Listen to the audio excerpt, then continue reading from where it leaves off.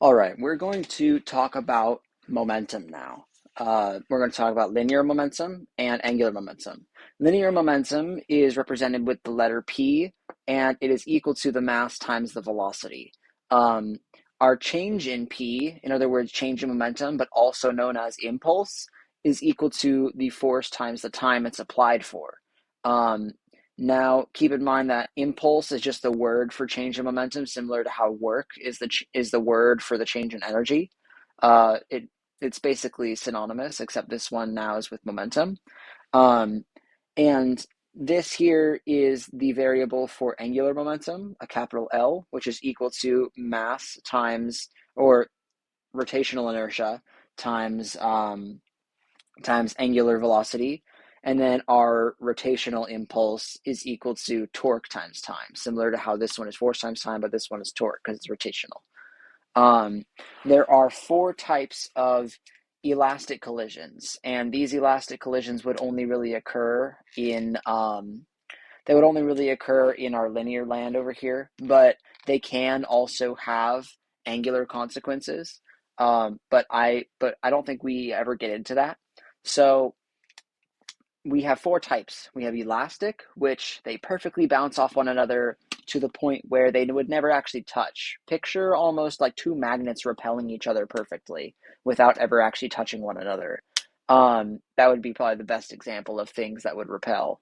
Um, and this elastic collision causes the energy of the system to stay unchanged. It may temporarily change the energies, but overall, before and after the collision, there will be the same amount of energy.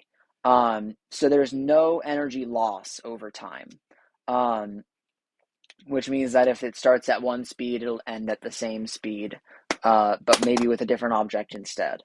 An inelastic collision is ones where they actually do touch. But the thing is, they'll touch, but without maintaining the same velocities, and therefore lose energy, normally in the form of kinetic energy. Perfectly inelastic collision, they would stick.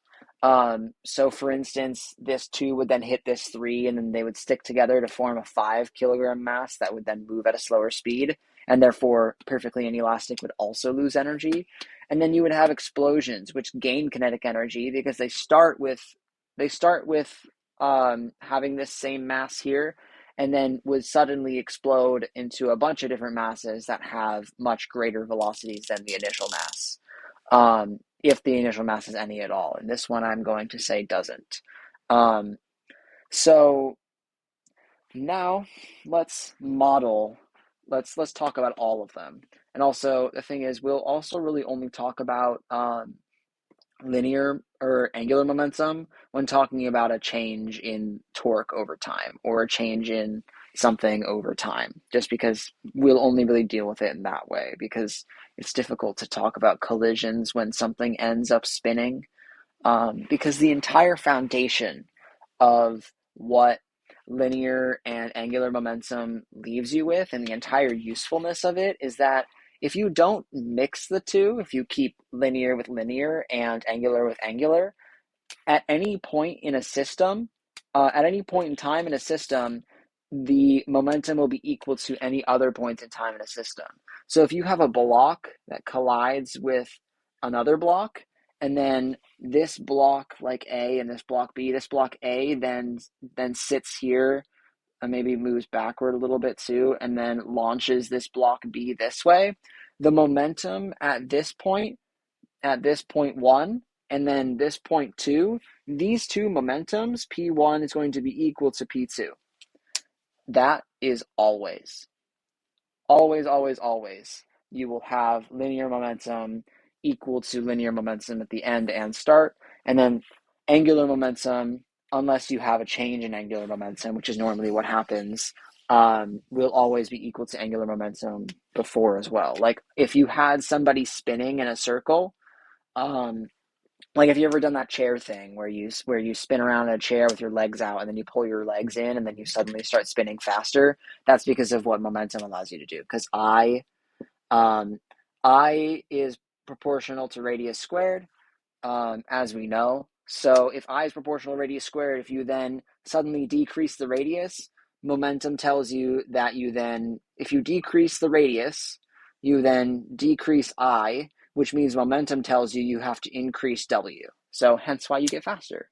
I call this W, but it's actually little omega, and also angular velocity. So that would be another example of how you would use that. So now let's talk about these three different types, the actual collisions, because I kind of categorize explosions separately because you can't model it with the same type of equation. So the first one, we have an elastic collision. So with an elastic collision, normally what happens is we have an initial P, or no change in P. I mean to have an initial P, initial sum of P for the system is going to be equal to final P of the system. So initial P, the only thing moving is this 2 kilogram box. So it's going to be mv naught or m2 v naught is equal to, then at the end, since it's an elastic collision, the only thing that's going to move then is this final box. And the other box is going to sit still. So finally, we're going to have M3 V final. And then we get to solve for this V, because that is what we're doing this whole time. I'm going to call it V2 because up here I call it V2. So now we can solve for it. We go 2 times 10 is equal to 3 times some V2. So 20 divided by 3. V2 is equal to 20 divided by 3 meters per second squared. So that's how fast this box would move. Just to give an example, I think 20 divided by 3, is 6 2/3 meters per second squared. So it actually slows down. So I'm going to write this up here. 6 2/3 meters per second squared. I don't like that number. I'm doing 20 over 3. 20 over 3 meters per second squared. Now, where's my eraser? There it is. So now, there we go. And if you can tell, this is going to be our base equation, similar to how that other equation was our base equation for energy. Except this one, we don't have to have a change in potential, or not potential. We don't have to have a change in momentum, because momentum will always stay constant unless you have a force applied at a time. That's the only instance you would have a change, is basically when they specify you have a change. So now let's do the inelastic collision, where the collision after V1 has a velocity of 2 meters per second. And you need to be given this, because otherwise you'll be left with variables V1 and V2 that you don't know, and therefore you can't solve for it. So inelastic starts out with only that one moving. So you would have 2 times 10 is equal to the sum of all of the different ones. So you would have P1 and P2. So P1 would be 2 times 2, because it says V1 is 2 times 2, plus 3 times V2, which is what we're trying to solve for. So 20 minus 4 is 16, divided by 3. V2 is equal to 16 over 3 meters per second, not squared. I didn't mean to put squared up here. 16 over 3 meters per second, which is, I think it's 5.3 meters per second. So there we go. That's our inelastic. And now our perfectly inelastic. They'll stick together. So we're going to have this here. I meant to grab the other color. We're going to start with the same thing we always start with, 210, because it's the same problem, is equal to the mass, the sum of the masses. So we were going to have mass of the system times the velocity of the system. Since they put themselves together, they stick themselves together. So we're going to have 210 is equal to 2 plus 3, so 5 times the velocity of the system. So that means we're going to have the velocity, I'm just going to call it velocity, not system. is equal to 2 times 10 divided by 5, which is 4. So that means V is going to be equal to 4 meters per second. 4 meters per second. There we go. Okay, now we have our explosion. So this thing isn't moving beforehand, which means our sum of, and because our momentum is based on velocity, if it's not moving beforehand, then it has to be equal to 0. So one of these things too is we have independence of motion, where x's and y's have to be done separately. So and I'm noticing now that I think let me just do this.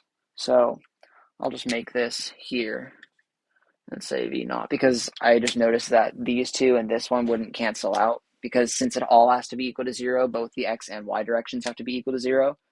So now, with that being said, we can then try to solve for our x's and our v naught here. So basically, we have to split this up into x and y's, which means that if we split this up into x and y's, all of the x's have to be equal to 0. So so I'm going to call this here. Where's my different color? I want my different color because I want to do my own things. There it is. I'm going to call this mass 1, mass 2, and mass 3. I'm going to say for the x's here, the y's here. So 0 is equal to the sum of all the different ones that have x direction stuff. And we're going to say the direction of this V naught is going to be positive. So we're going to say for our scale, positive, positive, negative, negative. So x here, we have a 10 out of 45 degrees. So we're going to have 10, and then that would really be sine 45, but it doesn't matter since 45 degrees, sine and cosine are equal to one another. And then it's going to be minus, or it's going to be plus this V naught at some angle. Or no, it's actually not going to be at some angle. It's just going to be V naught. And then if we were to draw a triangle on this one, a fake triangle based on this angle here, it would be, let's see, it would be, because we're talking about x, it would be cosine this angle theta that we have to make up for now. I'm going to move this y over because it's going to get in the way. Minus 15. So then with that said, we are going to, actually, you know what? Because this problem is going to get super complicated if we don't know both of these variables, I'm going to say that this is going to be equal to 10 sine 45. Just because then we won't have to deal with things that are way too complicated for us. V naught, and then that can go straight down. So if they're equal to one another, then that means there is going to be no component there. So this is kind of just a verification thing. Minus 10 sine 45. So then it would be equal to 0, which means our x direction does overall equal 0. That could also be a verification to see if you've done everything right. So our V naught then would have to be 0 is equal to 10 cosine 45 degrees minus V naught, which means V naught has to be equal to 10 cosine 45, which V naught would then be equal to 5 rad 2, because cosine 45 is rad 2 over 2 meters per second. So our V naught is equal to 5 rad 2 meters per second. Yeah, most of the time they're not going to give you prompts that are that complicated as the one that I just had, where you have both an angle and a theta that you don't know. I guess I could have done it. I could have done it by just labeling, instead of saying V naught cosine theta, I could have just said it was V naught x there, and then gone and figured out what V naught x and V naught y were. and then proceeded to solve for it. But I want to keep these videos shorter. So now that we've got that done with our explosion, let's talk about our angular momentum here. So angular momentum, so L plus change in L is equal to final L, or L naught is plus change in L is equal to final L. I'm going to put those sum signs there. So now we got to solve for our final L. So we're told that it starts out spinning this way at 6 radians per second, and because the force is being applied in this direction, where's my pen? I want my color back. Because the force is being applied in this direction, I'm going to say that's positive and that's negative. So we have now an L naught that is going to be negative 6 times 3 because it's equal to, I'm going to label everything first nicely. So, no, not mass. I times W naught plus change in L is equal to torque times time. So that would be force times radius times time. So you would have this be equal to force times radius times time. Actually, you know what? I never specified how long it's being applied for. I'm going to say it's going to be applied for 4 seconds.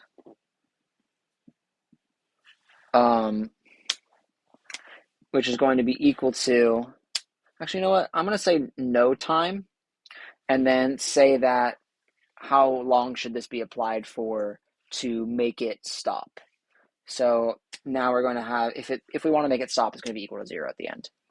So now what we have to do is solve for all this because the force is being applied in the positive direction. There we go. Cool. So we have, this is going to turn out to be negative because this is in the negative direction. So I'm going to add it over here. So we're going to have FRT is equal to IW naught, absolute value of that IW naught, since momentum is actually a vector quantity, not a scalar like energy is, just because it is dependent on velocity.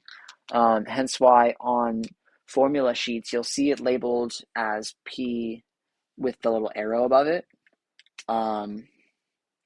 So because of that, that's what we're going to do. I'm not going to make it more confusing than it has to be with the absolute value. Force, so 22 times some time has to be equal to 3 times 6. And we already classified the negative by adding it over. So we can negate the negative for now. So 40t is equal to 18. T is equal to 18 divided by 40. 18 divided by 40 is 0.45, which means that this time is equal to 0.45 seconds in order for it to stop spinning. 0.45 seconds is equal to T for V to equal 0. There we go. And that is momentum.